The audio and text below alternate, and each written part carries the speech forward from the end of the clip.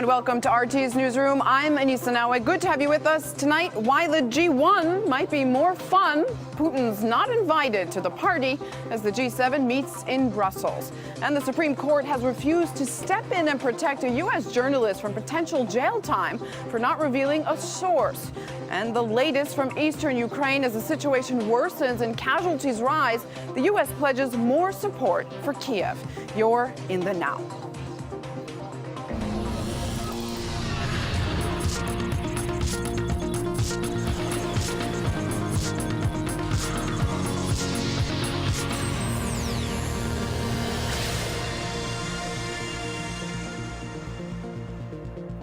The world's most powerful are meeting today for a G7 get-together, and topping the agenda is Putin's off the guest list. Yes, with Russia no longer given a seat at the table. Kicking Russia out of this club. Russia has been defriended by the group, at least for now, for its Ukraine policy. Oh well, might as well look on the bright side. So we put together a list of the top 5 reasons the G1 is not so bad after all. Number 5, no more awkward family photos while trying to solve the world's most pressing problems. Pretty hard to agree on solutions in just 2 days when leaders can't even agree on a synchronized wave for the cameras.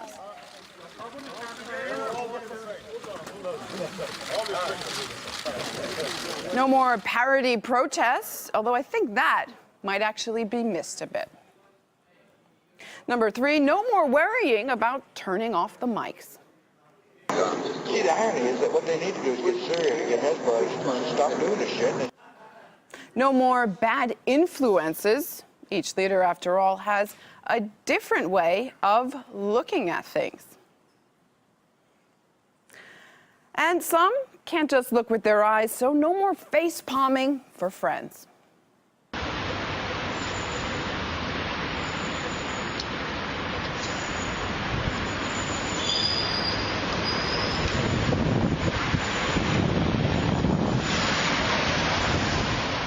I might get in trouble for that one. And the number 1 reason the G1 might be more fun, no more dining with lightweights.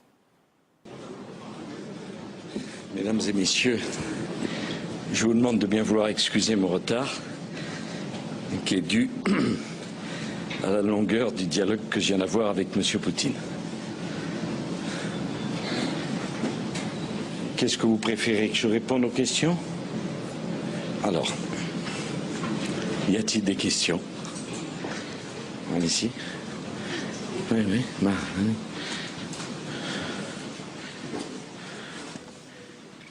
Well, leaders have sobered up and are now meeting in Brussels to discuss how to be less dependent on Russian energy among the G7. Paul Scott is there and joins us in the now. So, Paul, no Putin at the party this time around.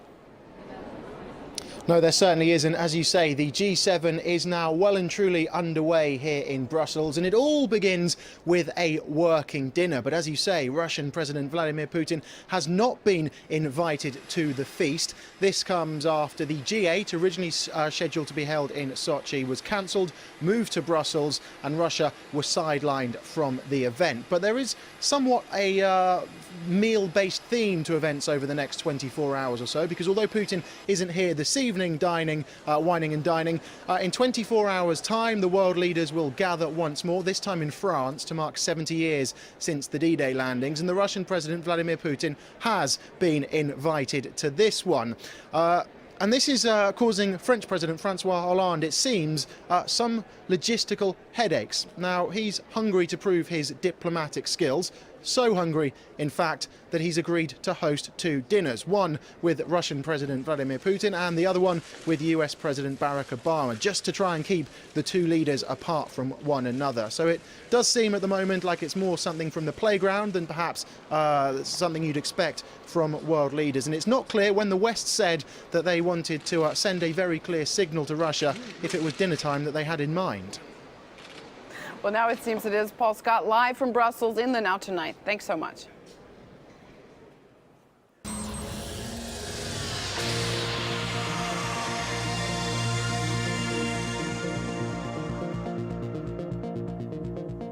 America's highest court has refused to step in and protect journalist James Risen from potential jail time for not revealing a source. What does that mean for the Pulitzer Prize-winning reporter? Well, he could go to prison for doing his job. Risen wrote for the New York Times about national security issues and won the Pulitzer in 2006 for stories about the Bush administration's domestic wiretapping program. But it was this book that got him in trouble. A chapter detailed a CIA plan to sabotage Iran's nuclear program. Prosecutors believe that a former CIA agent operative charged with leaking classified information gave that to Risen. Well, the journalist has fought multiple summons for demanding that he testify against his sources. Risen has been subpoenaed several times and managed to get one quashed in 2011, but that ruling was eventually reversed by a U.S. Court of Appeals. And now Risen's appeal to the Supreme Court has been denied. Well, joining us in the now is constitutional attorney and author KrisAnne Hall. Thanks for being with us. The Supreme Court offered no explanation and only refused to overturn the lower court's decision that Risen should, in fact, testify against his source. Will he now have to give in or go to prison after years of fighting? Well, you know, the real question here is what is the impact on our First Amendment? I mean, if the Supreme Court can't even weigh in on an issue to protect the liberty of the people, what kind of country do we actually live in? The Supreme Court has fundamentally said that the Fourth Circuit is right in saying that there is no First Amendment testimonial privilege, whether absolute or qualified, siding with the Department of Justice, who has made the argument that even though some states in the United States believe that there is some sort of privilege, because there's no consensus among the courts that no such exception, no such protection actually exists. These are violations of fundamental principles of our First Amendment. I mean, we don't have the First Amendment to protect popular speech. We don't have the First Amendment to protect us in criticizing our neighbors. The whole fundamental reason for the First Amendment, as established by the framers of our nation, was so that we would be able to criticize and call out the government for errant activity and be safe. With that said, what does that mean for Risen? I mean, what choice does he have now? Well, you know, he does have a choice. He can simply stand and make a stand for the First Amendment, as he should, because his stand at this point is making the world know what state we are actually in this country. Our framers said that if a country was going to overthrow liberty, that they would have to begin with free speech, because free speech is a frightening thing to traitors and to tyrants. It is our duty, and what Risen did was exactly what he should have done. What Snowden did was exactly what they should have done. You've got to call out the government when they're trampling on our rights. Yeah, but what price do these whistleblowers, do these fighters for the First Amendment, for constitutional rights, have to pay? Right. Well, and they have to pay a price, because that's the price of liberty. I mean, we have yet to sacrifice in this country, really, for the liberties that have been gifted to us by generations of sacrifice. Our history is replete with people who have said, you know what, I'm not going to stand and give in to this tyranny anymore. I'm actually going to stand because liberty is something that my child is deserving of, and whatever consequences there be to me, at least my stand may actually make a difference and secure liberty for my children. And it's unfortunate that we have to make this sacrifice, but this is the point in time in society where we have a government, and RT knows this better than anybody. We have a government who is actively denying our liberties in the Bill of Rights. The Fourth Amendment means nothing to the government anymore. And yeah, but now there's so many people, and you must know this, that believe that America is the freest and the most liberal country in the world. Oh, no, I actually do believe this, but you understand, when we step by and let the government do these things, if Ryzen were just to simply step back and say, my bad, okay, I will give you everything, what he's doing is giving in to a tyrannical defeat of our First Amendment and setting up further violations. Someone has to draw the red line. Somebody has to say, no more. It's going to stop on my watch.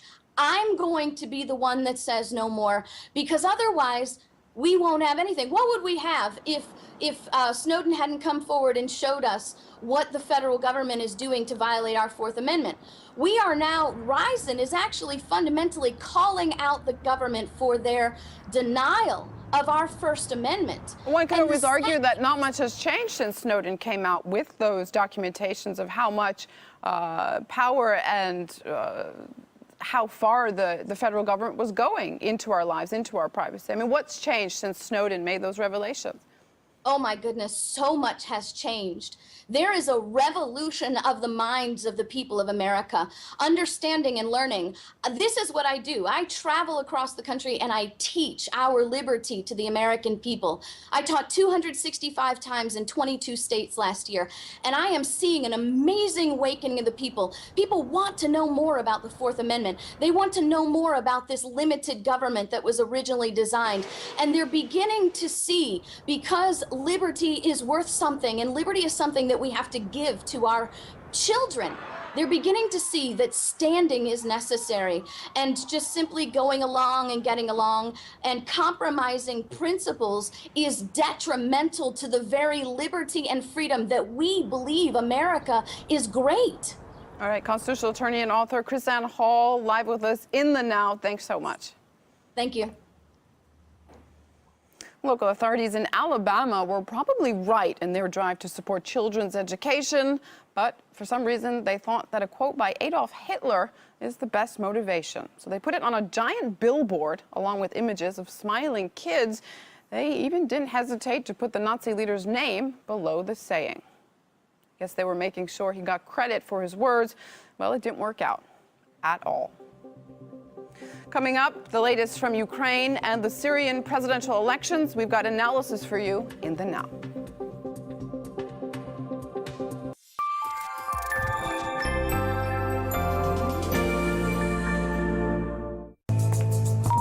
The interview for tomorrow is confirmed.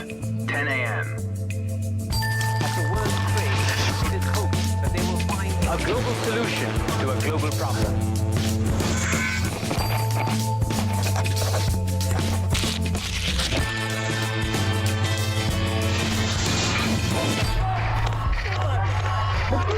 Call for a total revamp of the system.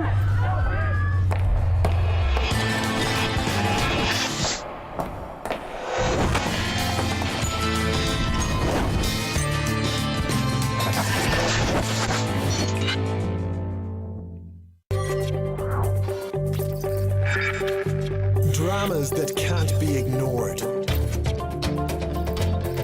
Stories others refuse to notice. Faces changing the world right now. A full picture of today's news. Live, on demand, from around the globe. Rockley.tv. We are not talking the language of war, but I will only react to situations. I have read the reports, but I'm not in a position to... But no, I will leave that to the State Department to comment on your latter point. I don't want to say that. Mr. Kerry, do you have any comments on the document? No comment? Thank you. No more weasel words. When you evade a direct question, be prepared for a chase. When you throw a punch, be ready for a battle. Freedom of speech means little without the freedom to question.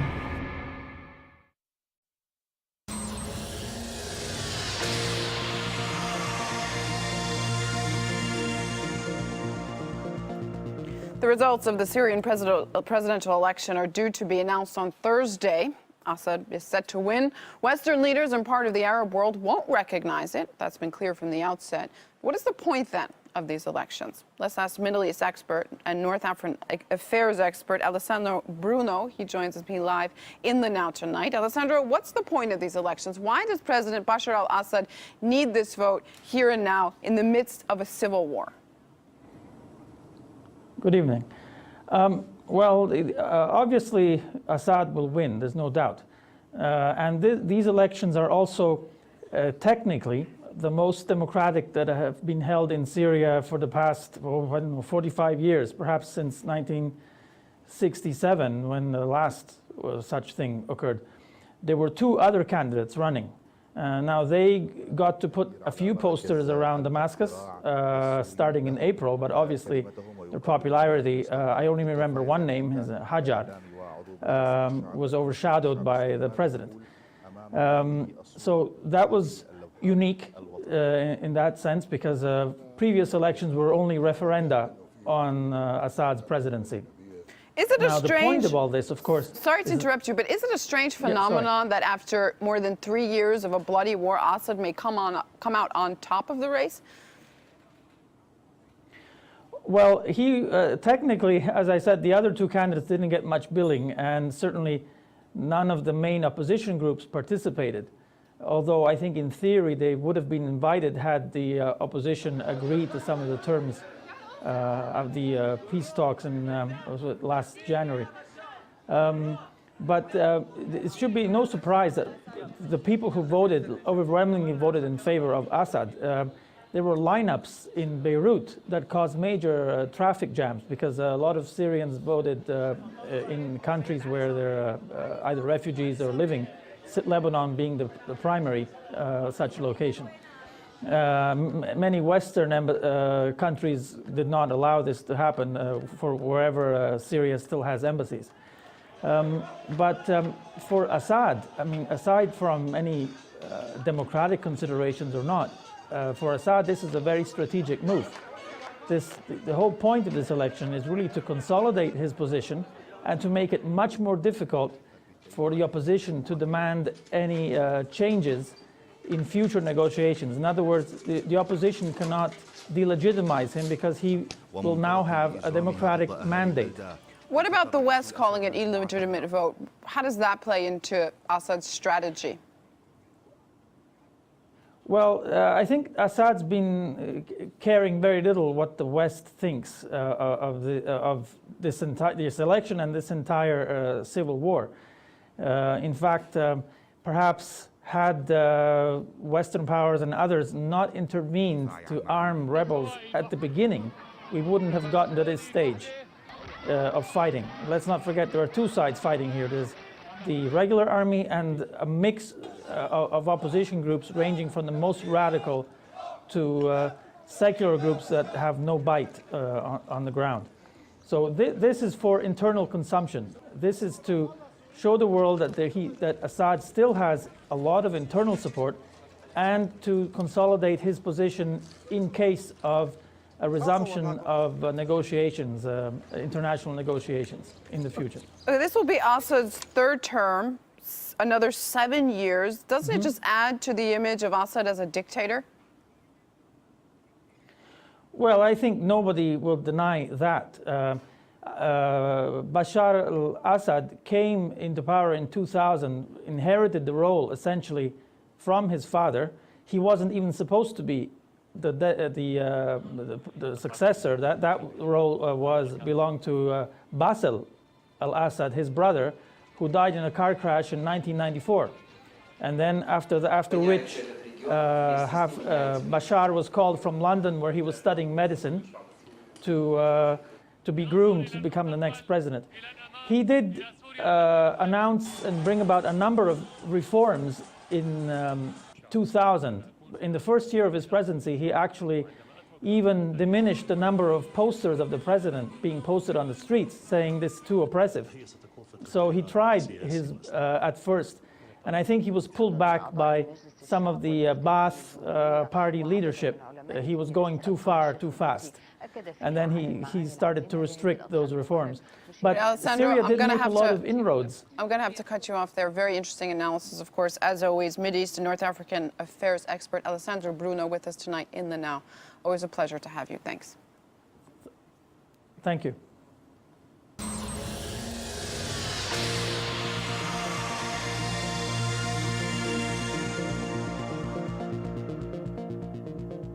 President Obama has come to Europe to make a point, loud and clear. Very loud and very clear. We will not accept Russia's occupation of Crimea or its violation of Ukraine's sovereignty. Our free nations will stand united so that further Russian provocations will only mean more isolation and costs for Russia. More isolation, more costs for Russia. Are you ready to pay? There have always been some issues, but I don't think we should go to extremes. At any rate, it wouldn't be our choice. I'm always willing to talk to any of my partners, including President Obama. Maybe President Obama took the opportunity to meet with Ukraine's president-elect in Poland to push for peace. Maybe use leverage and urge Petro Poroshenko to divert military hardware and fighter jets from the country's east where civilians are dying. No. Obama offered to boost training for the Ukrainian army and millions in military support.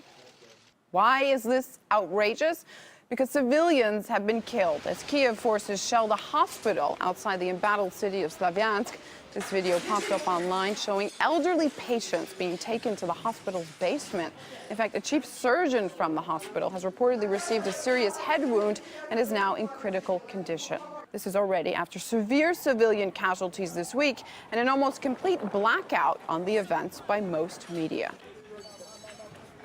Well, mainstream media never ceases to surprise me, but this time they did by providing more than scarce information about civilian suffering in eastern Ukraine. I'm sure your correspondents on the ground see what's happening, but for some reason they refuse to deliver the story to you, the public. Joining me now is Professor of Psychiatry and a former research fellow and lecturer at Harvard Medical School, Farada Dinoli. Thanks for being with us. Why is Kiev hitting schools, hospitals? I mean, they can't be trying to hit civilian targets on purpose, can they? Well, clearly, the Ukrainian army has not been successful in confronting, in combat, the revolutionary forces from the Donbas region. So their so-called anti-terrorist operation is being converted, or perhaps decided so from the beginning, as a psych-op operation, a psychological warfare operation aimed to discourage the civil population of further supporting the local governments established newly in the region. So the reasons why they are then diverting their attacks towards cities or villages. For instance, today around Slavyansk, they have hit heavily Enoka, Cheroka, others villages around, instead of confronting the forces on ground. So this is a part of their strategy as to how they perceive they could have any options in confronting the revolutionary forces, which actually they would not have.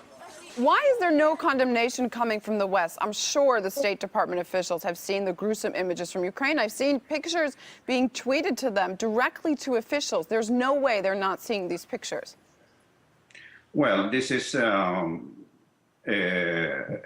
situation which is inherent to the mainstream media. They serve an ideological interest, which in its turn serving a strategic interest. This is geopolitics. Of course, they have control in one way or the other over the corporations, which in turn control their media. So it's not surprising that they are not reporting the events as such, or when they're reporting, they perhaps they are limited to giving the information coming from Kiev. But in most cases, as you indicated, they ignore the facts at all. That's the case of the Swedish television, for instance. What about the armed men that Kiev has labeled terrorists, couldn't they just surrender to prevent further bloodshed? Well, surrender. I mean, you do not surrender a revolution. They are in the middle of the revolutionary process. They have crossed the line in that sense, and then it's good they have intensified the measures to consolidate their local power. Secondly, there are no guarantees of what future, what destiny would these people face, in case they surrender. The forces they are confronting them, they have a tradition of cruelty and bloodshed and things like that. So demonstrated, this is not an ideological consideration.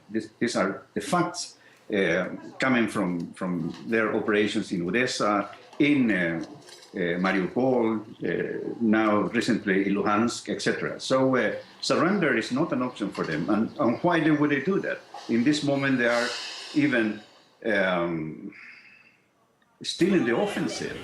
Even if we have this strategically so-called anti-terrorist operation, the offensive, the initiative in the war scenario is still kept by the revolutionary forces. Professor Ferrada, I just want to interrupt you because I want to make sure I get to this. It's an important question. What should Russia do? A civil war is blowing out of control just across its borders. Obviously, the humanitarian situation, it might even be called a human rights crisis, unfolding. How is Russia supposed to react? Well, not only Russian, but all the distant countries in the world, they should react by severely condemning the human rights violations and war crimes perpetrated by the Ukrainian junta in the eastern region. But intervention in the sense of a military show of Russia in the Ukrainian territory. Just 2 days ago, looking at the news and viewing those videos showing the horrible massacres in Luhansk, I thought myself, well, this has to be a stopping or the other. So it is absolutely legitimate or to oppose, to contain by force these enormous violations of human rights. But now, when I see how successful the revolutionary forces are proven to be, for instance, in Slaviansk, they have taken, as I understood, a border guard post and a national guard post, and they are controlling their situation. They are having still the initiative. So I don't see in this moment a necessity, actually, for Rada Denoli, thank you so much for being with us, former lecturer at Harvard Medical School. Thanks for being in the Now. And thank you for being in the Now. Stay in touch with us online. You can write me at anowrt. See you soon.